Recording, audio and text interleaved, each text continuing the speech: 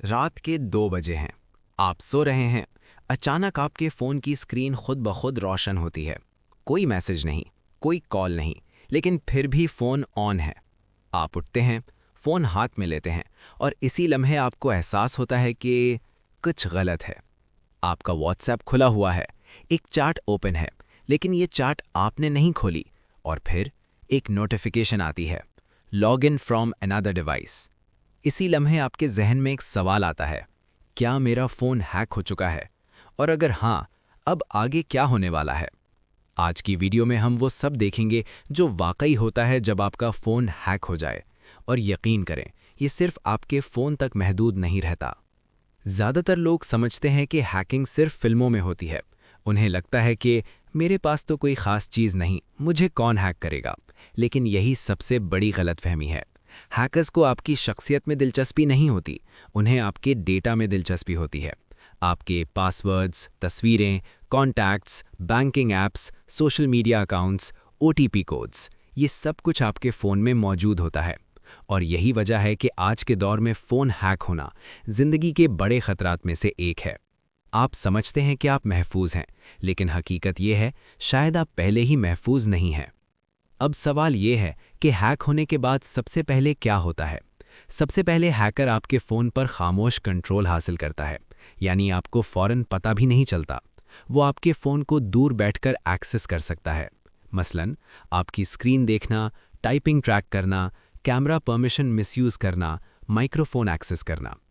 यहाँ असल खतरा ये है कि अक्सर लोग तब तक नहीं समझते जब तक नुकसान हो ना जाए। मिसाल के तौर पर, आप एक लिंक पर क्लिक करते हैं। वो लिंक किसी दोस्त के नाम से आया होता है। आप सोचते हैं सब नॉर्मल है, लेकिन उसके बाद बैकग्राउंड में मालवेयर इंस्टॉल हो जाता है और यही मालवेयर आपके फ़ोन को हैकर के कंट्रोल में दे देता है। और असल डरावनी बात, फ़ोन बाहर से बिल्कुल नॉर्मल लगता है। अब समझते हैं कि हैकर असल में करता क्या है। सबसे पहले वो आपके सेव्ड पासवर्ड्स निकालता है, क्योंकि ज़्यादातर लोग पासवर्ड्स ब्राउज़र या गूगल अकाउंट में सेव रखते हैं। एक फ़ोन हैक होने का मतलब सिर्फ फ़ोन नहीं, बल्कि Gmail, Facebook, Instagram, TikTok, YouTube, banking apps, सब कुछ खतरे में आ जाता है। और अगर आपका जीमेल चला गया, तो तकरीबन आपकी पूरी डिजिटल आइडेंटिटी खतरे में है, क्योंकि ज़्यादातर अकाउंट्स की रिकवरी ईमेल वही होती है। यहाँ से चेन रिएक्शन शुरू होता है, पहले फ़ोन, फिर ईमेल, फिर सोशल अकाउंट्स, फिर बैंक ऐप्स और फिर आपकी पूरी डिजिटल ज़िंदगी।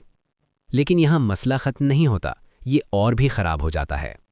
फ़र्ज़ करें, हैकर ने आपका व्हाट्सएप एक्सेस कर लिया। अब वो आपके कॉन्टैक्ट्स को मैसेज भेज सकता है, आपके नाम से, आपके दोस्तों को, आपके घर वालों को। मसलन, फ़ौरन पैसे भेज दो, इमरजेंसी है। लोग समझते हैं कि ये आप ही हैं और अक्सर ऐसे स्कैम्स में लोग वाकई पैसे भेज देते हैं। ये सिर्फ हैकिंग नहीं रहती, ये सोशल मैनिपुलेशन बन जाती है।